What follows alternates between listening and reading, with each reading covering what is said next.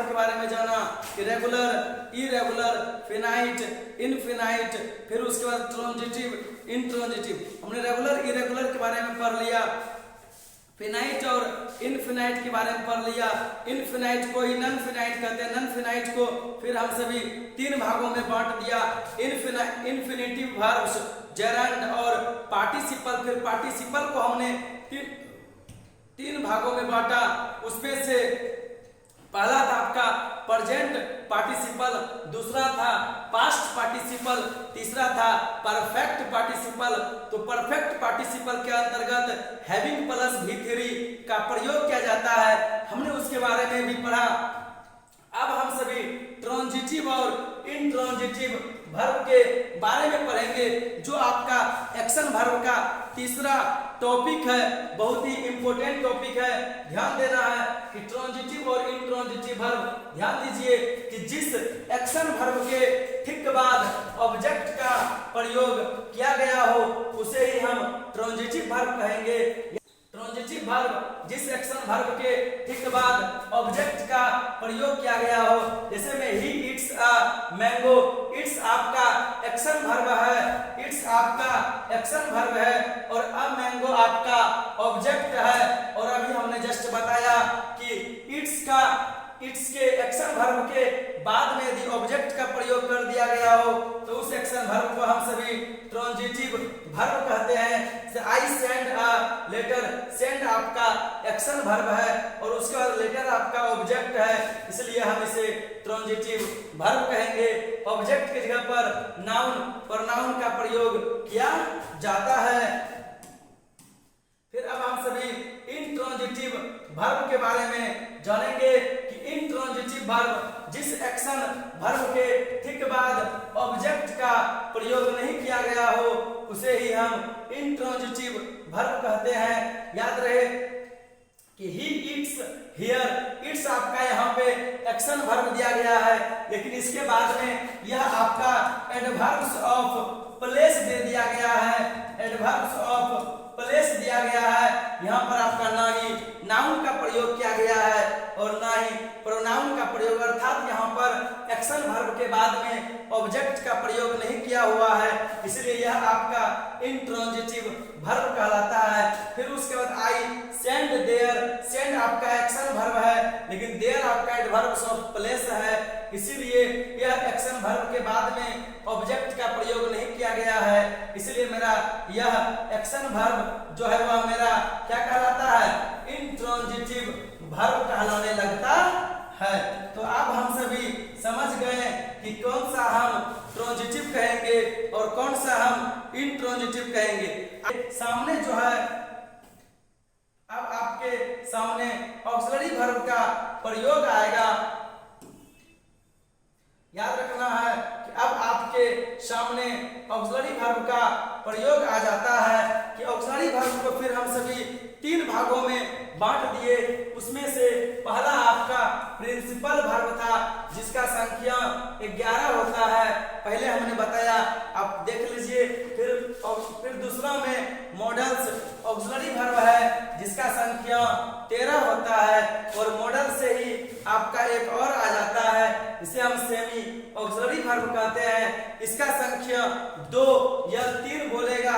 याद रहे नीड और डेयर ये तो कंफर्म है, कभी कभी कोई भी यूज्ड टू का भी प्रयोग कर देता है, तो हम अभी इसके बारे में भी आप सभी को बता देंगे कि याद रहे कि ऑक्सिलरी वर्ब का संख्या जो होता है वह आपका 24 होता है, लेकिन मुख्य रूप से ऑक्सिलरी वर्ब का संख्या 13 होता है। तो बाद में की जो 11 आपका प्रिंसिपल वर्ब है, यह 11 जो है आपका प्राइमरी भी कहलाता है और ऑक्सिलरी वर्ब भी कहलाता है। तो अब हम कैसे उस 11 प्रिंसिपल वर्ब को प्राइमरी वर्ब कहेंगे और ऑक्सिलरी वर्ब कहेंगे, इसके बारे में अब हम सभी जान लेते हैं। इसे हमने एक एग्जांपल लिया कि आई एम अ टीचर। याद रहे कि जिस किसी भी सेंटेंस में सिर्फ एक ही वर्ब का प्रयोग किया गया हो उसे हम प्राइमरी वर्ब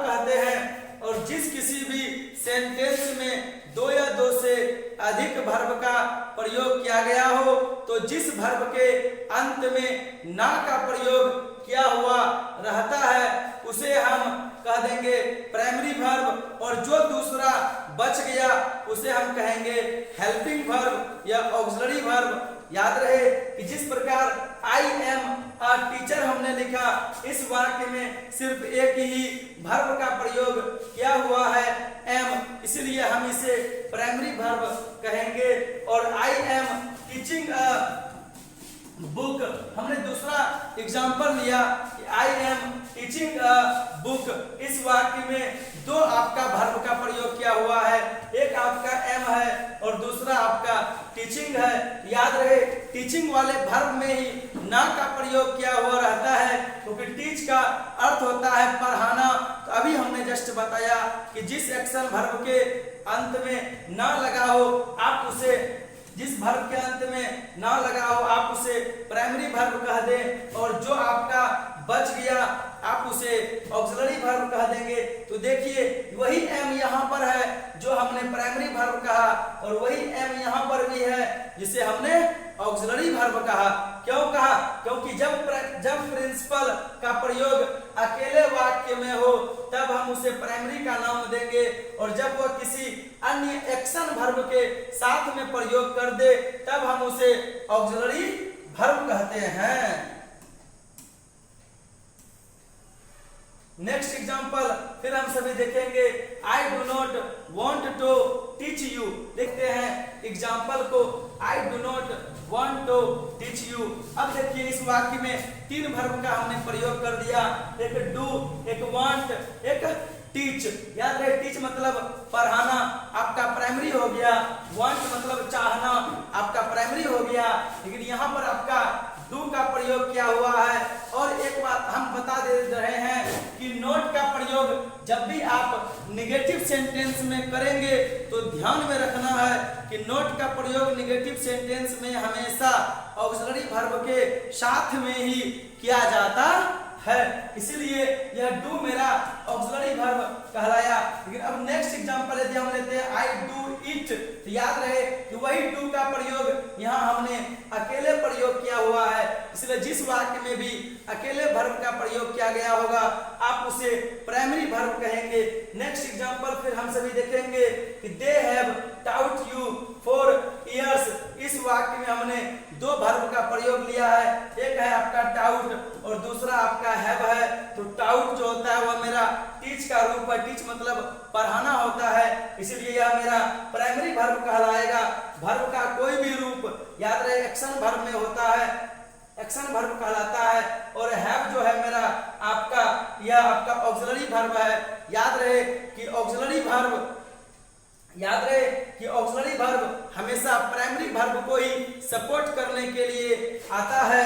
पहले हम सभी ऑक्सिलरी वर्ब के बारे में पढ़ लेते हैं कि ऑक्सिलरी वर्ब का संख्या जो हमने 13 बताया वह कौन कौन सा है। Shall, will, should, would, can, could, may, might, must, used to, need, dare, ought to.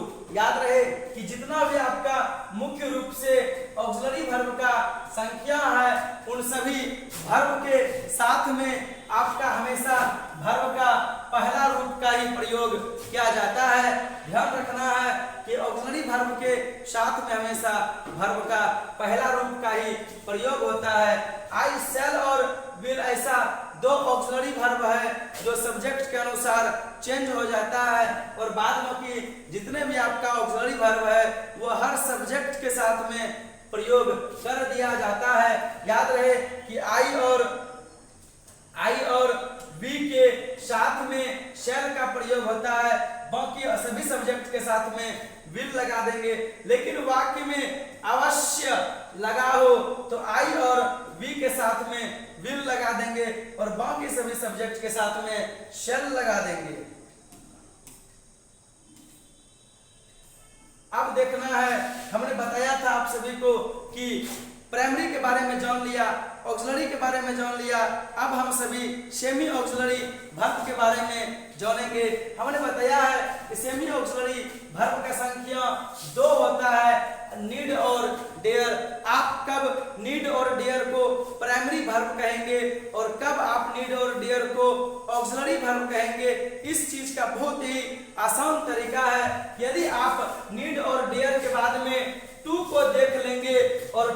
बाद में वर्ब का पहला रूप का प्रयोग कर दिया गया होगा तो आप नीड और डेयर को प्राइमरी वर्ब का रूप कहेंगे। याद रहे प्राइमरी वर्ब आपका किसी भी रूप में हो सकता है और डेयर के बाद में डायरेक्ट वर्ब का पहला रूप का प्रयोग कर दिया गया है तो आप नीड और डेयर को ऑक्सिलरी वर्ब कहेंगे। क्यों? फिर अब हम सभी यूज्ड टू के बारे में भी पढ़ लेते हैं क्योंकि हमने बताया था कि यूज्ड टू को भी सेमी ऑक्सिलरी वर्ब कहते हैं। I used subject plus used plus not plus two plus V1। अभी हमने जस्ट बताया था कि यहाँ पर यूज्ड नॉट यूज्ड हमेशा नॉट जो होता है वह मेरा क्या लग जाएगा, मेरा यूज्ड टू। हमेशा नॉट का प्रयोग नेगेटिव सेंटेंस में ऑक्सिलरी वर्ब के साथ ही किया जाता है, इसलिए यहाँ पर यूज्ड शब्द का प्रयोग मेरा ऑक्सिलरी वर्ब है और यह आपका टू प्लस V1 तो यह है ही। फिर उसके बाद subject plus did plus not plus use plus two plus V1 plus object है। याद रखना है यह डिड आपका ऑक्सिलरी वर्ब है और यूज आपका प्राइमरी वर्ब है और वर्ब का पहला रूप भी आपका कौन वर्ब हो जाता है, प्राइमरी वर्ब ही कहलाता है। ठीक ना, ध्यान रखना कि दो प्राइमरी वर्ब, इधर भी आपका प्राइमरी वर्ब का प्रयोग कर दिया गया है, इधर भी आपका प्राइमरी वर्ब है और इधर भी आपका प्राइमरी वर्ब का प्रयोग किया गया है। ठीक ना, यदि आपका दोनों बगल प्राइमरी वर्ब है याद रहे बीच में टू का भी प्रयोग करते हैं और हाउ टू का भी प्रयोग करते हैं, समझे। टू या नहीं तो हाउ टू का प्रयोग जो है हम सभी यहाँ पर करते हैं। तो कब हम टू लगाएंगे और कब हम हाउ टू लगाएंगे इसके बारे में भी हम बात किए हुए हैं। अभी हम फिर से इसके बारे में आपको बता देंगे कि आप टू कब लगाइएगा। याद रहे कि सब्जेक्ट यदि आपका नो या नोज का प्रयोग किया गया हो, समझे, नो या नोज का प्रयोग किया गया हो और इस बगल भी आपका यदि वर्ब का पहला रूप का प्रयोग हो तो याद रहे कि आप बीच में यहाँ पर हाउ टू का ही प्रयोग करेंगे, समझे ना, हाउ टू का ही प्रयोग करेंगे और यहीं पर आपका लर्न भी दे दे या लर्न्स दे दे, याद रखना है लर्न दे दे या लर्न्स दे दे तो भी आप यहाँ पर हाउ टू का ही प्रयोग करेंगे। और यदि आपका यहाँ पर वांट या वांट्स का प्रयोग कर दे तो आपको याद रखना है कि वांट और वांट्स के बाद में हमेशा टू का ही प्रयोग किया जाता है। तो अभी हमने कह दिया कि I know dash teach grammar, कहा ना, याद रहे यहाँ पर आपका नो है और यहाँ पर आपका वर्ब का पहला रूप है तो आपको इस जगह पर हाउ टू का प्रयोग करना है। किसका प्रयोग करना है, हाउ टू का प्रयोग करना है। और यदि आपका यहाँ पर I want dash teach grammar दे दे, टीच ग्रामर दे दे, याद रहे यहाँ पर आपका वांट का प्रयोग किया गया है इसलिए इस वांट के बाद में हमेशा टू का ही प्रयोग करेंगे। कि ऑक्सिलरी वर्ब, तो ऑक्सिलरी वर्ब के बारे में हमने बताया है कि ऑक्सिलरी वर्ब और प्राइमरी वर्ब के बीच में कभी भी टू का प्रयोग नहीं किया जाता है। जैसे में हमने कह दिया कि वी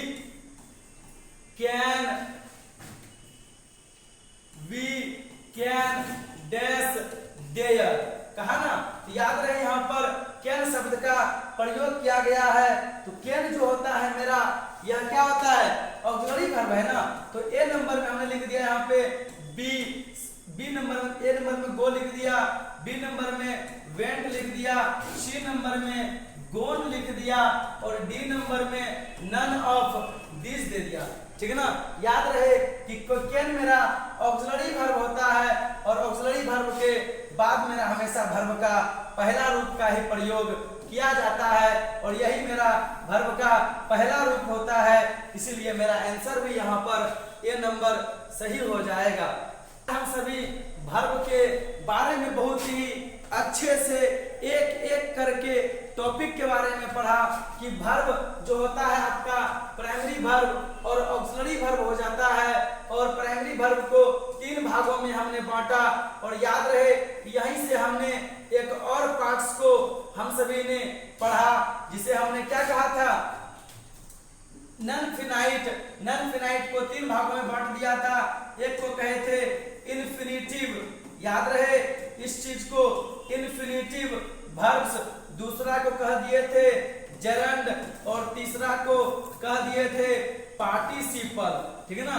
फिर पार्टिसिपल को हम सभी 3 भागों में आज हमने सीखा। एक को कहे हम सभी प्रेजेंट पार्टिसिपल, दूसरा को कहा हमने पास्ट पार्टिसिपल, और तीसरा को हमने कहा परफेक्ट पार्टिसिपल।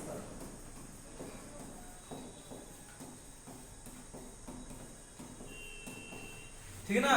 यह आपका पूरे वर्ब का स्ट्रक्चर है, और इसे बहुत ही अच्छे तरीका से आप इसे एक एक करके पढ़िए। आपका वर्ब पूरा तरह से क्लियर हो जाएगा। वर्ब एक भी टॉपिक आपका यहाँ पर अब नहीं छूटा। इनफिनाइट को 3 भागों में बांटा, इन्फिनिटिव वर्ब्स, जेरंड और पार्टिसिपल। फिर पार्टिसिपल को हमने 3 भागों में बांटा, एक present participle, past participle, perfect participle. यह आपका पूरा प्राइमरी वर्ब का टाइप हुआ। फिर उसके बाद ऑक्सिलरी वर्ब के बारे में भी हमने अच्छा से पढ़ा कि प्रिंसिपल वर्ब, मॉडल्स वर्ब और सेमी ऑक्सिलरी वर्ब। क्या आप सबको यह वीडियो वर्ब के बारे में जो आप सबको नॉलेज मिला वह कैसा मिला? आप सभी कमेंट जरूर करें और अधिक से अधिक शेयर करें और चैनल को सब्सक्राइब करें।